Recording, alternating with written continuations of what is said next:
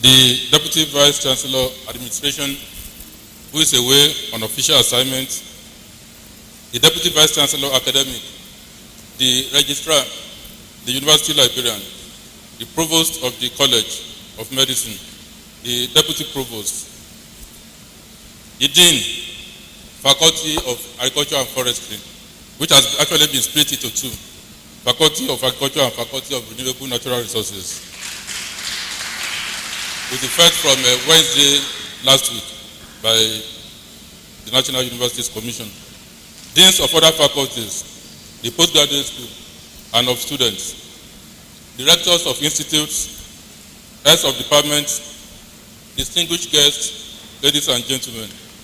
The 13th in the series of University of Ibadan Inaugural Lectures for the 2015-2016 session will be delivered by Professor Hassan Ayola, Tijani Eniola, a former head of the Department of Agronomy, on behalf of the Faculty of Agriculture and Forestry. Born on 18 December 1954 in Ondo, to late Mr. Kadiri Tijani and late Mrs. Olayemi Tijani ní Ọ̀tẹ́múyìwá Ọlọ́fin, Professor Hassan Ayola Tijani Eniola attended St. Joseph Secondary School, Ondo, from 1970 to 1974 for his secondary education, and the School of Agriculture, now the Federal College of Agriculture, Akure, from 1975 to 1977, which he completed in 1981 and won the Duncan's first prize for the best project in plant science. He participated in the National Youth Service Corps.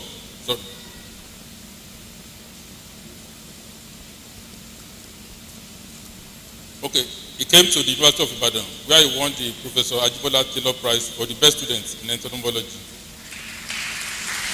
He was offered admission to study for a BSc Agriculture degree at the University of Ife, now Obafemi Awolowo University, in 1977.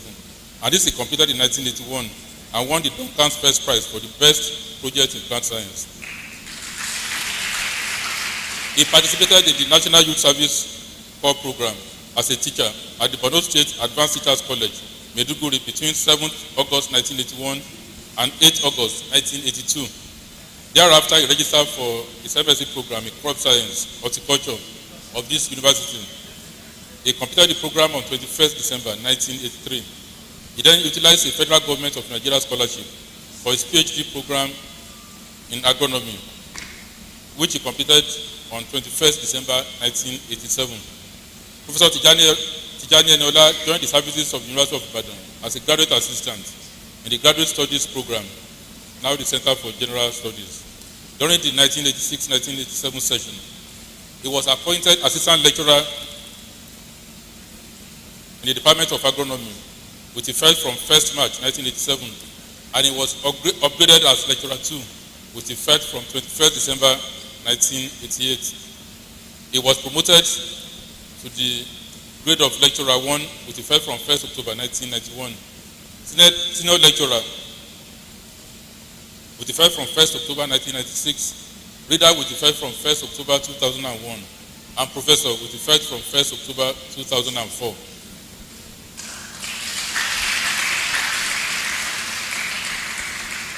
He has over 70 articles in reputable local, national, and international journals, and he has successfully supervised many students, including 40 BSc, 42 MSc, 1 MPhil, and 16 doctoral students.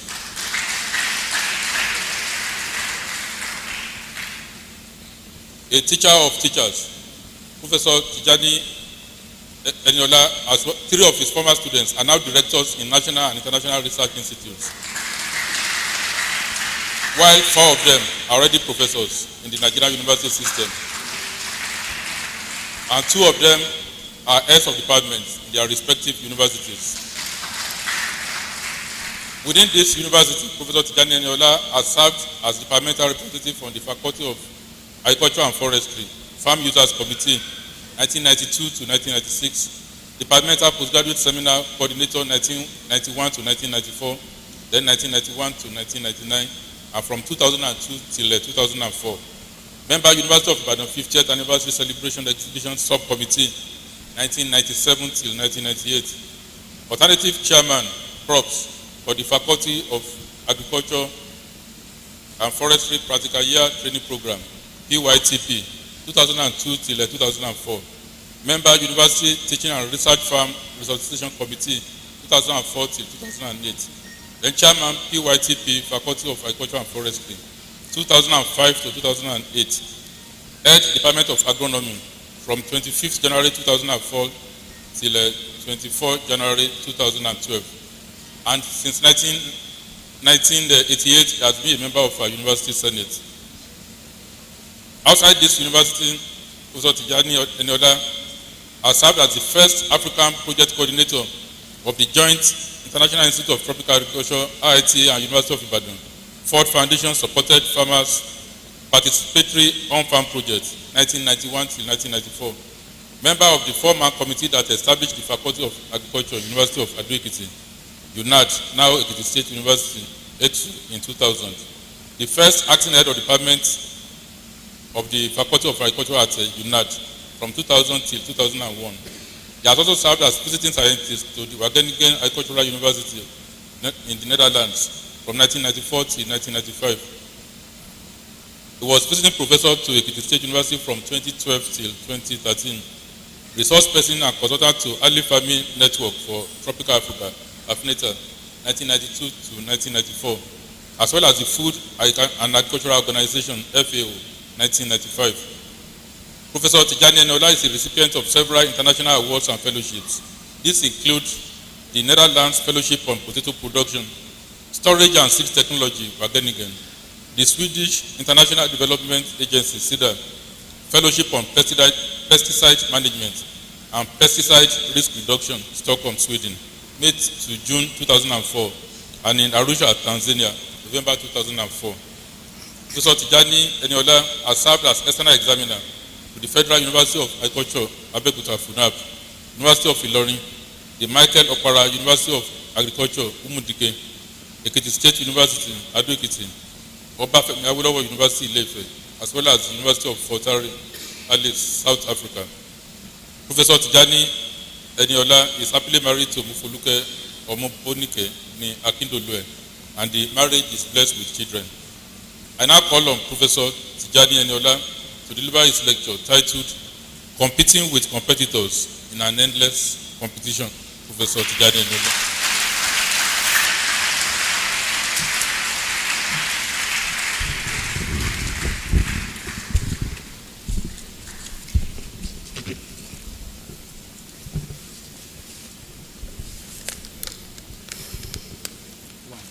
Long sleeve shirt.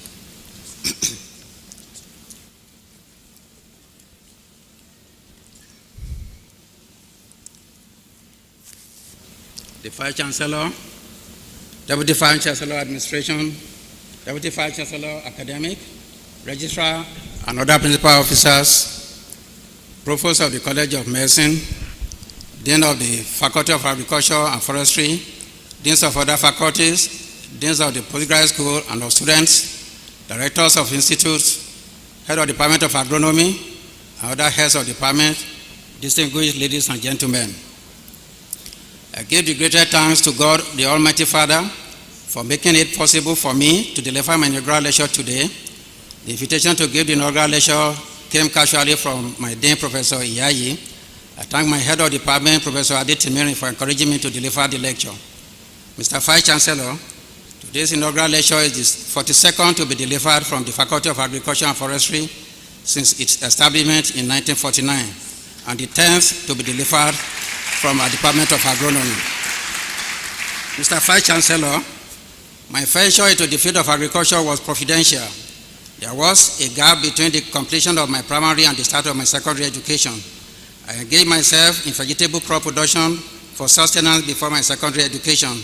I served an American priest, Reverend Father Ward, from whose library I read many interesting science books as literature, while he was away to New York on his annual leave. I became fascinated by degrees such as MSc, Deep Ed, after the names of some authors or contributors in the books. On Reverend Father Ward's arrival, I told him that I wanted to have MSc and Deep Ed degrees, though I did not understand what the degrees stood for. I then sat for entrance examination and I was given admission at St. Joseph College, Ondo. Reverend Father Ward fully paid £25 for my Form 1, as it was then called. I had sound science education at St. Joseph's College, but agriculture was not offered as a subject in the school at that time. My formal initiation to the field of agriculture started in 1975 at the School of Agriculture, Akure, where I properly acquired the rudiments of agriculture, both in theory and in practice. I became keenly interested in agriculture, and I won Professor Ajibola's Trillius Prize for the best student in entomology in 1977. Mr. Vice Chancellor, competition among competitors started in my penultimate class at the Obafemi Awolowo University, Ile-Ife, when the Faculty of Agriculture was to allocate its few students, about 50 of us in the whole faculty, to various departments. Competition was first among students for departments, later among departments for adequate students, and also among lecturers within the same department for student supervision. Those that had godfathers eventually had their ways, but I had and continue to have God the Father that has been paving the ways for me through the way, the truth, and the life. I was finally allocated together with 3 other students to the Department of Plant Science under the supervision of Professor Babajide Matami, an entomologist. The allocation gave me an initial demoralization to the extent that I almost failed some of my first semester courses. I did not know the prospects in entomology that time. Professor Matami aroused my interest in entomology by giving me a project that involved field work, the growing of Coccodus solitarius, and the studying of its defoliators. Results of the study earned me the winning of the prestigious Duncan's Prize for the best project in plant science at Obafemi Awolowo University, Ile-Ife. My first journal article in Revue de Zoologie Africaine, entitled The Life, History, and Habits of Ecra eponaina, with notes on Ecra serrata, was from the study. Mr. Vice Chancellor, another competition was my choice in 1982 between the discipline of entomology, where I already won 2 prizes, and horticulture, where I was able to sustain myself through earnings from vegetable production. I eventually settled for the discipline of horticulture at MSc level in our Department of Agronomy, University of Ibadan.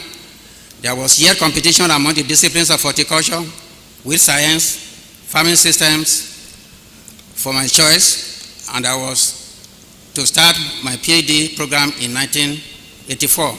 The competition has been endless.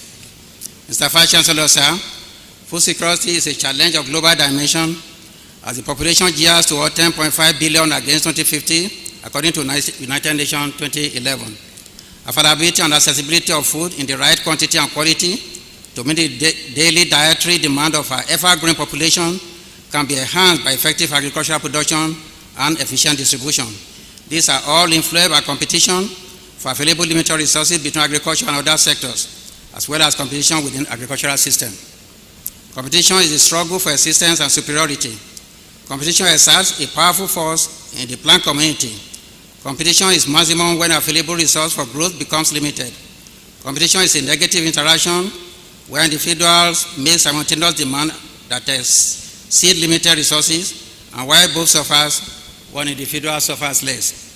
Agriculture is an important sector of the economy with high potential for employment generation, food security, and poverty reduction. However, these potentials have remained largely untapped, which has led to the dwindling performance of the agricultural sector, both domestically and in the international trade over years. As in 1961, Nigeria was the leading exporter of groundnut with a world share of 42%. The country also has 27% of the world's palm oil export, 18% of cocoa, and 1.4% of cotton as major West African cotton exporter. This glory, however, declined over years.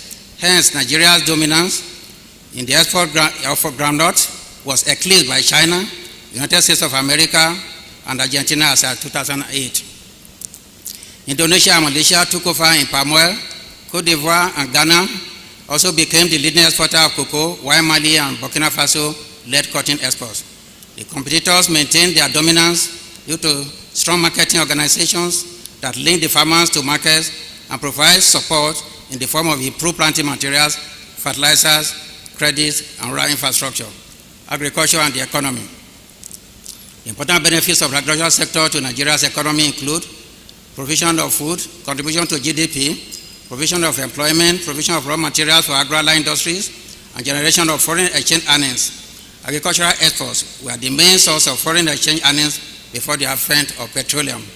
Decline in agricultural production in Nigeria began with the advent of the petroleum boom in the early 1970s. The boom in the oil sector brought about a distortion of the labor market. The distortion in turn produced adverse effects on the production levels of both food and cash crops. This in turn progressively made agricultural work unattractive and enhanced the law of the cities to farm workers. Collectively, these developments worsened the low productivity both per unit of land and per worker due to several factors: inadequate technology, acts of nature such as drought, poor transportation and infrastructure, and trade restrictions. As food production could not keep pace with increasing population, Nigeria began to import food. It also lost its status as a net exporter of cash crops such as cocoa, palm oil, and groundnuts, and there were competitions from other nations for the production and exportation of these commodities. Competition among infrastructures. While the availability and quality of rural infrastructure are never substitutes to efficient macroeconomic and agricultural specific policies and the effective implementation of such policies, inadequate infrastructure can be a significant constraint to growth and productivity.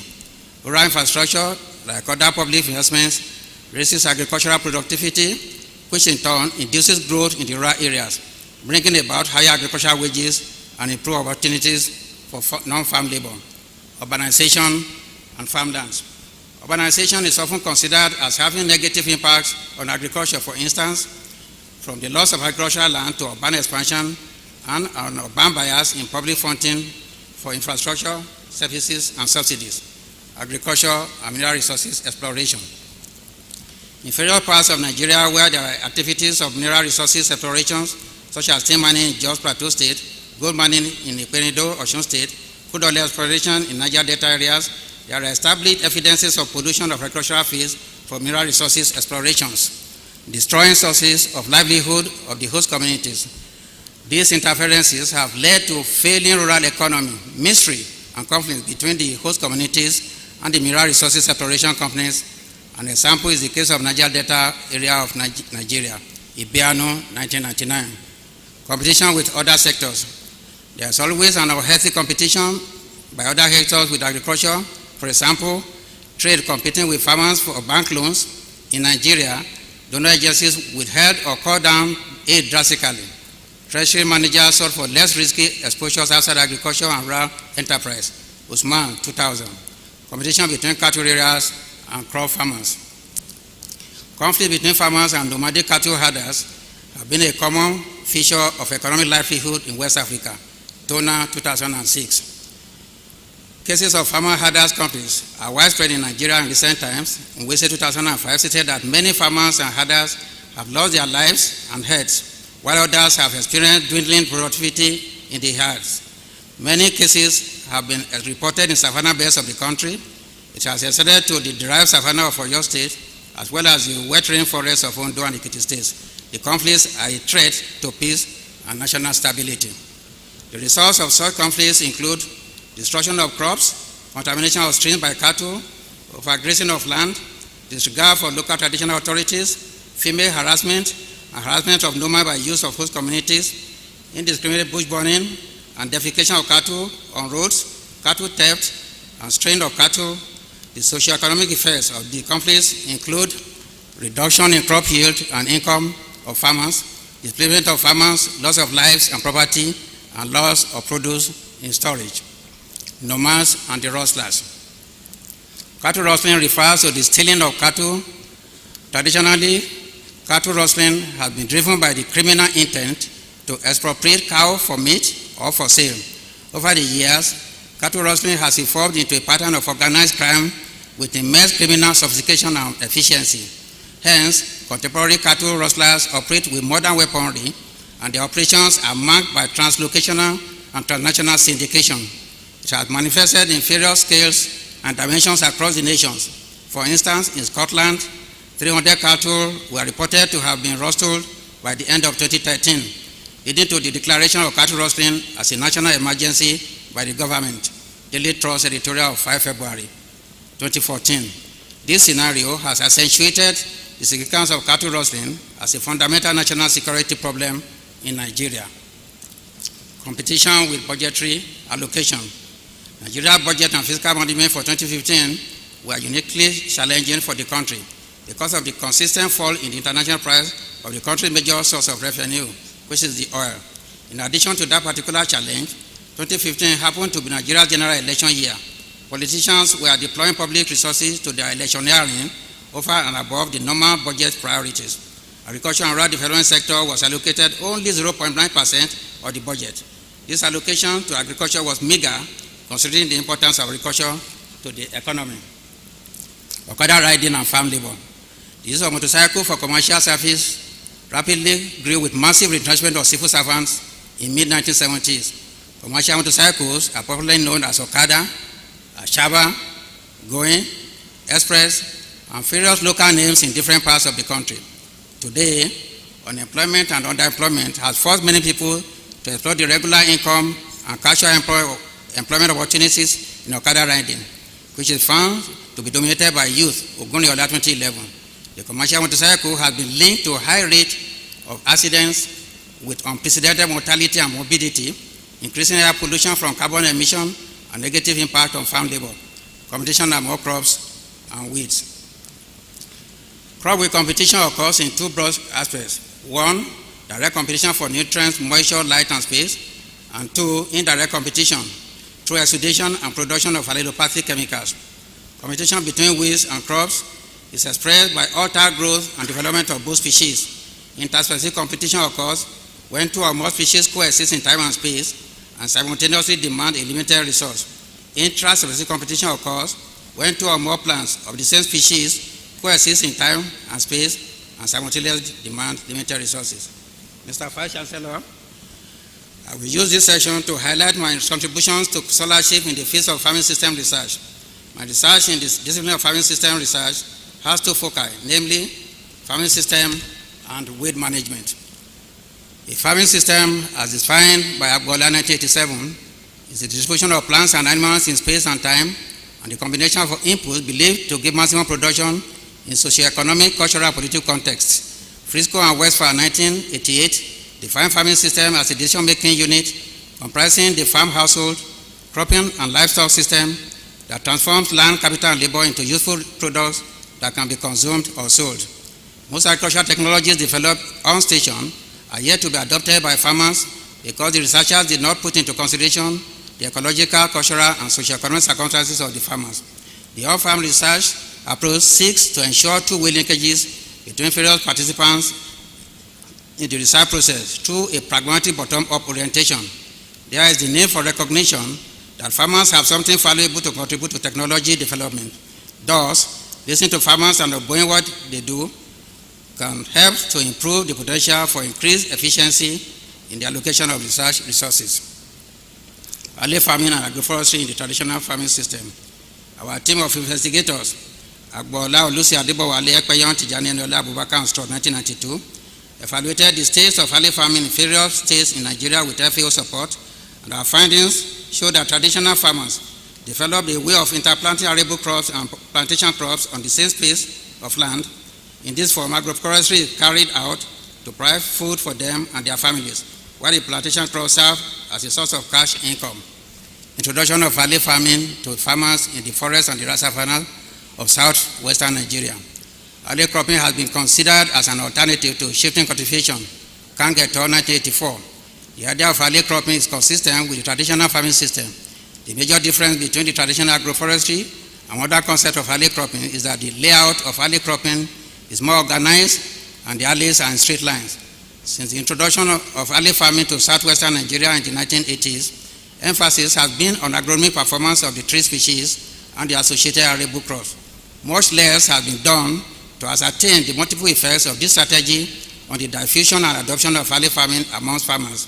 Neither have the perceived innovation-specific characteristics that enhance adoption been investigated, although with Tijani Eniola and Agronomy 1994.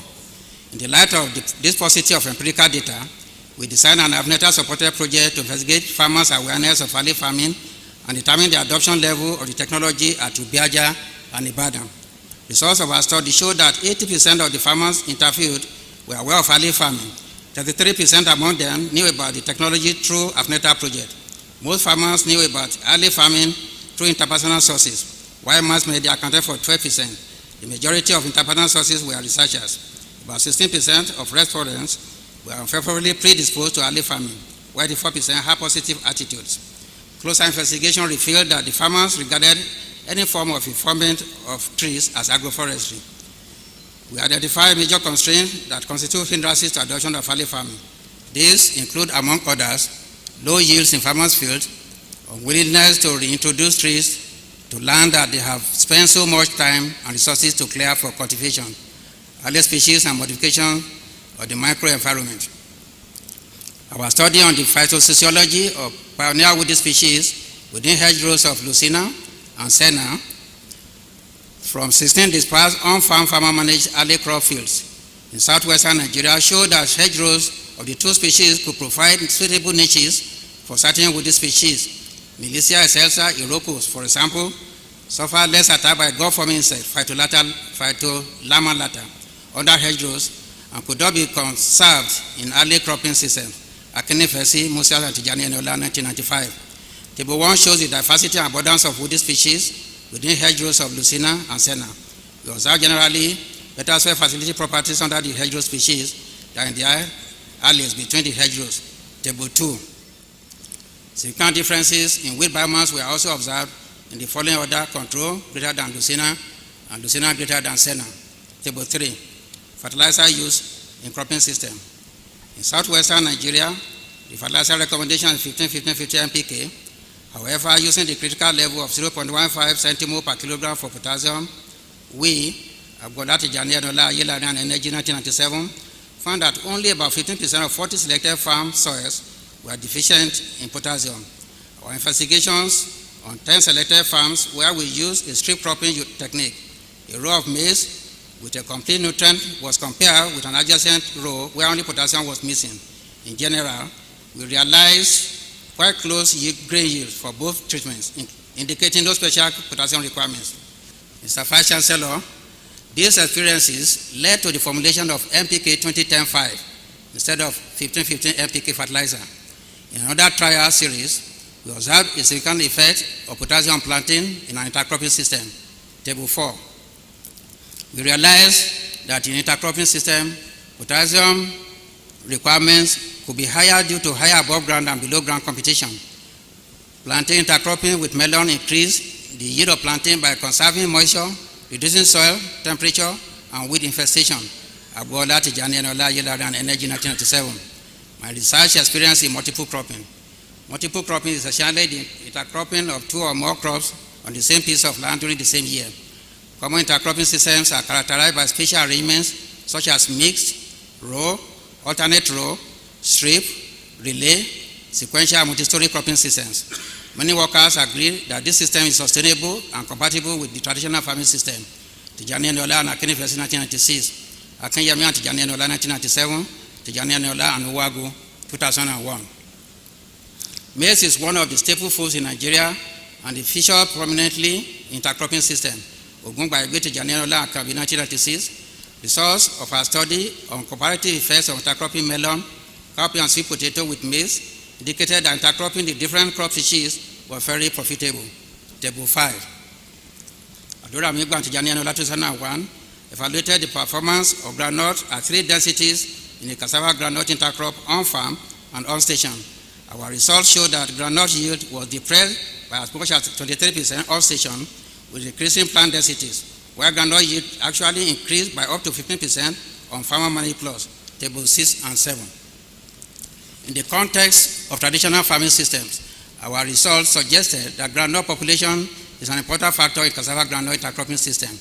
In another experiment, Tijani Eniola and Akini University 1996 determined the biophysical compatibility of soybean and cassava intercrop and the optimum time for introducing cassava in soybean-based intercropping systems. Our results indicated that soybean yield was generally reduced by intercropping. Table 8, while the land equivalent ratio increased with the growth stage of soybean prior to the introduction of cassava component. Cassava tuber yield was enhanced by soybean intercrop. Table 9.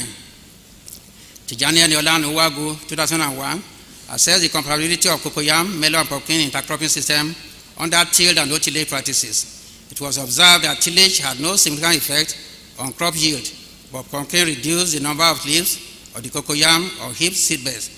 On the other hand, cocoyam yield was enhanced by intercropping with melon. Tijani Eniola and Uwagu and Yilari, 2000, assessed the response of Celosia argentea to different nitrogen sources and frequency of harvest. Our results show that NPK 1515 proved a better source of nitrogen than diammonium phosphate for adequate nutrient balance in the plant and soil. In addition, harvesting at 10-day intervals gave greater yield and income than any of the other harvesting frequencies attempted. In another study, Agronomy Tijani Eniola and Jakta, 2001, investigated the effects of nitrogen and fractional recovery modulated phosphorus or mineral nitrogen and phosphorus dynamics, uptake and budget, using soybean as a test crop. Our findings show that increasing total mineral nitrogen will increase P, while the reverse was the response of the cumulative mineral phosphorus. Higher soybean yield was obtained with increased nitrogen and phosphorus application, with a similar trend being observed for nitrogen balance. In another experiment, the highest soybean grain yield was obtained at 30 kg nitrogen per hectare, while that of maize was at 60 kg nitrogen per hectare. Tijani Eniola, Togun, Hekado, and Adigbite, 2000. Plantain plays a dominant role in farming systems of the forest zone in Nigeria. Akinyemi and Tijani Eniola, 2001, investigated the effects of potassium on the productivity of plantain grown under different cropping systems. We observed that potassium use efficiency decreased with increasing rate of potassium, though K application above 360 kg significantly increased plantain yield and bunch weight, table 10. Our study showed that the best crop to be grown with plantain as an intercrop was melon, and the higher yield was obtained at 10.4 tons per hectare at 360 kg potassium per hectare. Akinyemi, Tijani Eniola, and Alaleye, 2003.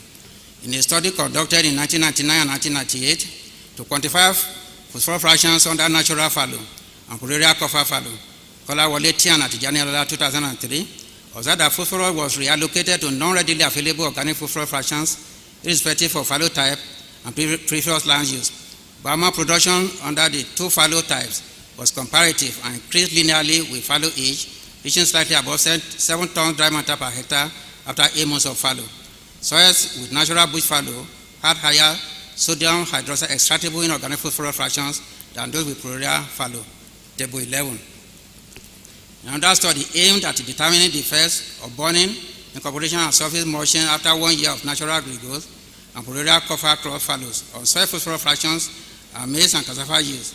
Kolawole, Tijani Eniola, and Tia, 2003, observed that fallow systems and residue management options had no consistent and significant effect on phosphorus availability within the short period of 2 years of the study. Table 12. Kolawole, Tia, and Tijani Eniola, 2003, also reported that labile phosphorus fractions in soil increased as the duration of the fallow increased, with consequent increases in phosphorus uptake by maize and cassava crops. Phosphorus was transformed from a form unavailable to plants to available form during fallow, table 13. The effects of organic, organomineral, and PK fertilizer on soil pH, organic matter, and micronutrient contents in 2 soil types in Lagos were investigated, marking date Tijani Eniola and Fagbola, 2009. The results of our study showed that soil pH and organic carbon were positively influenced by the application of organic and organomineral fertilizers. The micronutrient status of the soil was also enhanced. Tijani Eniola, 2002, investigated the response of Celosia argentea to 2 tillage techniques and 4 planting densities. The crops on raised seedbed grew and yielded better than those on zero tillage. Optimal yield was obtained under a planting density of 44,000 plants per hectare. Ayekwe on-farm experience. Ayekwe on-farm research started in 1986 as a tripartite collaborative effort between IITA, University of Ibadan, and Old Oyo State, Minister of Agriculture and Natural Resources, under the coordination of Dr. Musias of IITA. I later coordinated the project from 1991 to 1994. The project from its extension was funded by Ford Foundation. The University of Ibadan took over total control of the project in 1993. Consequent upon this change, the main objective of the project was broadened to the development of on-farm methodologies for arable and permanent crops, as well as livestock, through a more interdisciplinary approach. This new direction was concretized by synthesizing past research activities as well as elucidating their effects as a first step toward delineating areas of research concentration and identity and identifying new frontiers of farming system research within the project site. This reasoning informed the baseline survey of Ayepe on farm research area by Tijani Eniola and Okumadewa. The baseline survey served as a benchmark for future assessment of the project. In the survey, abstracts of graduate research at Ayepe were created and the socioeconomic characteristics of the households were determined. It was observed that the top 5 problems encountered by Ayepe farmers in their cropping enterprises were pests, lack of fertilizers, lack of chemicals, lack of trade facilities, and diseases, as shown in Table 14. Availability of agricultural inputs and support services. Table 15 shows that Ayepe community does not have supportive agricultural input services environment. However, there was provision of improved seeds. This may not be unrelated to the provision of improved cassava cuttings to the community as well as the assistance usually given to the farmers in the purchase of improved soybean and maize seeds. Weed management. Weeds effectively compete beneficial and desirable crop plants for space, nutrients, and sunlight and water. They interfere with agricultural operations and thereby reduce the yield and quality of the produce. The approaches in weed management include cultural method mainly by hand weeding at different weeding regimes for various crops, biological method using low-growing crops, chemical method using various herbicides and integrated weed management practices. Tijani Eniola and Akini 1998 investigated the effects of weeding regime and crop spacing on the performance of soybean. Our findings indicated that weed density and biomass decreased with crop growth due to canopy closure.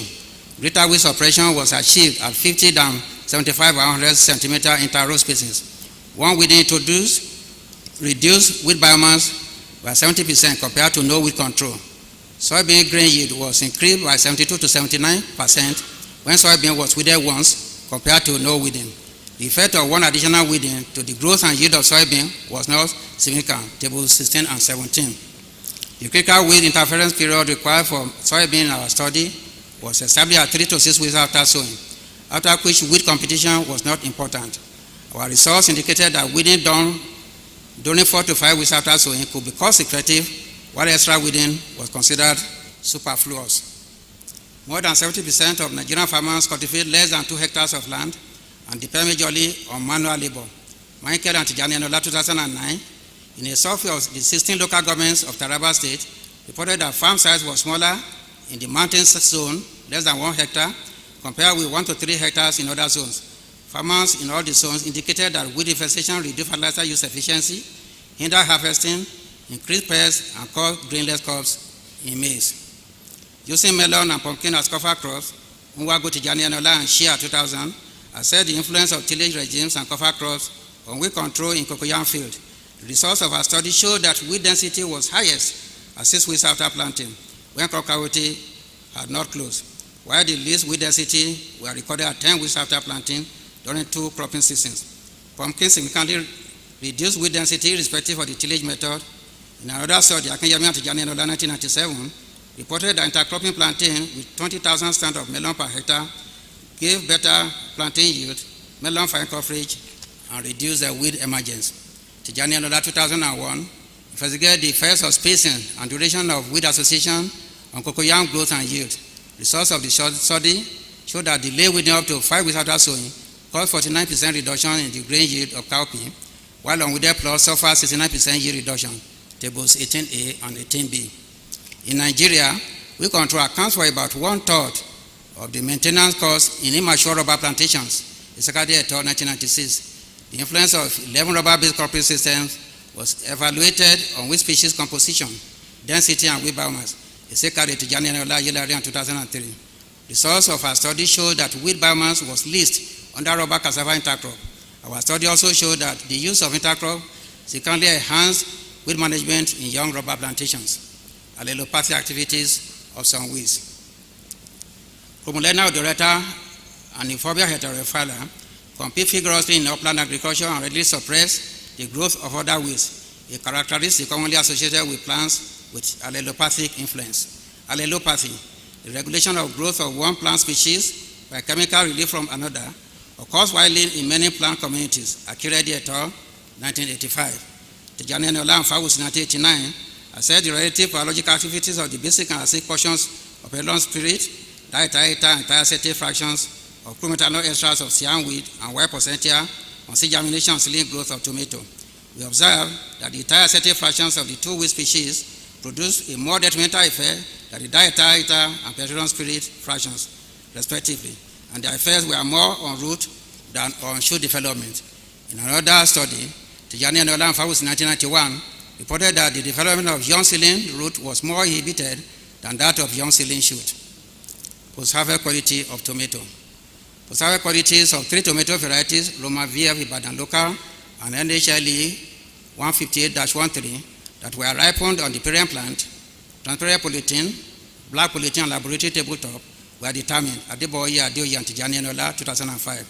The source of our study showed that height at which 50% of the fruits cracked for Ibadan local was between 100 cm and 125 cm, while Roman VF and NHLE 158-13 had C50 of 150 cm and 220 cm respectively. For the 3 varieties of tomato, the lycopene contents were significantly higher during the late season than the early season. The moisture content, crude fiber, lycopene, and crude protein contents of fruits that ripened on the parent plant were significantly higher than those ripened in other media. Table 19. In another study, Adebayo Adeoye and Tijani Eniola 2006 reported that except for the moisture content and ether extra, the phosphorus level has significant effects on the pH, total soluble solid, lycopene, ascorbic acid, crude fiber, and crude protein contents of tomato fruits, with the optimum values recorded at 26.4 kg per hectare. Practical year training program, the PYTP experience. Mr. Vice Chancellor, I was appointed by the then Dean of the Faculty of Agriculture and Forestry, Professor Jani Solawoye, as the 17th Chairman, Table 20, to direct the activities of the practical year training program in the Faculty of Agriculture and Forestry, with effect from Monday 1st of August 2005. After assuming office, I observed that the attitude of the students to training was very poor. I also observed decadence in the activities of the PYT students, including absenteeism, lateness and rudeness to instructors, insubordination, pregnancy during program and baby nursing, vandalism, use of hired labor to carry out assignments, and others. I then set up a 5-man committee to prepare practical year training program handbook for prospective students of the faculty. Members of the committee were Professor Awodonyi Omitonyi, Dr. Oshosanya, and Mr. S.A. Raji of blessed memory, as well as Mr. Olowu. The ethics and regulations guiding conduct of students during the practical year contain all activities of the University of Ibadan and the curriculum of the Faculty of Agriculture and Forestry, aimed at achieving the vision of the university, that is, to expand the frontier of knowledge and transform the society through innovation, and that of the faculty to be a world-class training and research center in the sustainable production and management of renewable natural resources. The various activities of PYTP were tailored to contribute to achieving the above visions and help the faculty in achieving one of its missions, that is, to produce knowledgeable graduates of integrity in the renewable natural resources sector that are highly employable and able to create employment. The various activities of the PYTP were tailored to contribute to achieving the vision of the faculty in achieving one of its missions, to produce knowledgeable graduates. In order to ensure all this and bring the best out of the students participating in the PYTP, rules and regulations were provided to guide and moderate their activities and behaviors. Compliance with and infringement of the rules and regulations were subject to rewards and sanctions as the case may be. The students became the grantor at the introduction of the PYTP handbook. Their chairman's action was widely reported, but I remained resolute in the execution of the contents of the handbook. Mr. Vice Chancellor, I'm happy to report that behavior of most of the students were molded. We later became friends, and I was not only recommended to the succeeding Dean Professor S. Obada to continue the chairmanship of the PYTP, but was also honored by an award for my contribution to the development of the PYTP. Summary conclusions and recommendations. Having understood the significant role of agriculture in maintenance of human livelihood, food security, and enhanced standard of living at individual, family, community, national, and global levels, it is necessary to aid agricultural systems and processes to have competitive advantage at policy and decision-making levels, on the field and at post-harvest levels. Competition between agriculture and infrastructure, urbanization, petroleum and other sectors is reflected in the denial or poor attention given to agriculture in the struggle to share limited resources, including land, labor, and capital. Corruption within agriculture and non-agricultural systems has had an untold but avoidable negative impact on Nigerian agriculture. Conclusively, well-designed sustainable farming system with local realities in various agroecological zones and effective sustainable weed management that addresses the peculiar weed situation is the answer to the primary competitions limiting agricultural productivity. This needs to be complemented by other enabling policies, programs, and projects that are usually beyond the control of the farmers for agriculture to yield its best and reverse the lost glory in agriculture. The following recommendations are therefore suggested. There is need for effective supply chain structure, which involves various stages including consumers, retailers, distributors, manufacturers, and raw material suppliers. Nigeria needs to diversify her economy and harness to the fullest her agricultural potentials. Nigeria also needs to reroute savings made from blood leakages and funds usually lost to unpatriotic budgetary items in the overheads and capital budgets of ministries, departments, and agencies, MDs, to agricultural development. Agricultural youth development program should be made available in rural areas to train youth in modern farming techniques so as to improve their knowledge and make farming more attractive to them. Local development plans should be established to reduce cattle rearers and crop farmers' conflicts in different parts of the country. Supportive fiscal policies should be in place. Lower taxes and duties on farm inputs and machineries are to be paid. Market information systems should be made available for farmers' use in order to have adequate planning and circumvent risks and uncertainties. Insurance for farmers and farm produce as well as necessary support like pipe-borne water and cleanliness, provision of ambulances dedicated to the use of rural dwellers will go a long way to reduce rural-urban migration. The endless competition is illustrated with the parable of the sower in Matthew 13, 3-9. In verse 7 specifically, it was shown that other plants can affect yield or result in 100% yield loss, while verse 5 also underscores the need for soil amendment. Hence, profitability of a tropical farming system must be based on multidisciplinary approach in order to reduce competition among the competitors. What shall I say unto the Lord? All I have to say is thank you, Lord. Thank you, Lord. Thank you, Lord. All I have to say is thank you, Lord. I appreciate all my lecturers. I also appreciate those that gave me food in person of Professor A.A. Agbola.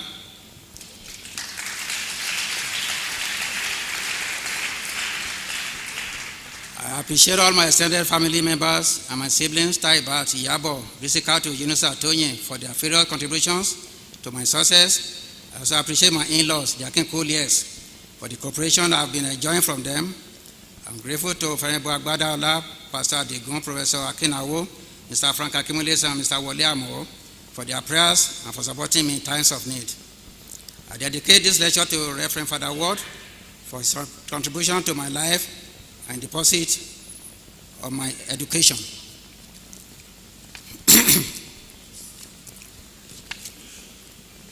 I thank my children whose lively arguments with me have been constructive and entertaining.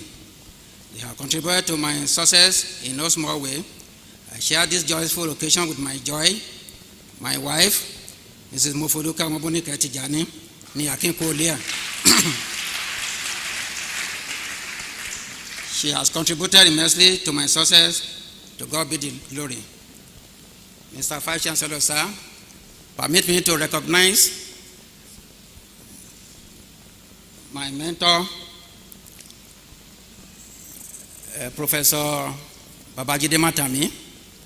Sir, stand up for recognition.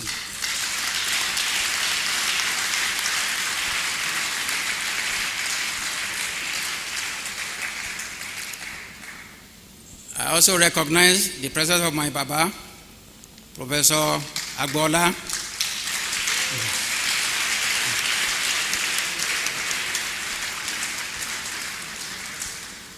Before Professor Agbola, it was too difficult to have any additional lecturer in the Department of Agronomy. He employed the highest number of academics in the Department of Agronomy. For the past 30 years, nobody has done what he has done. 5 of us were employed during his regime. All but 1 are now professors. Thank you, Baba. Mr. Vice Chancellor, ladies and gentlemen, thank you all for your attention.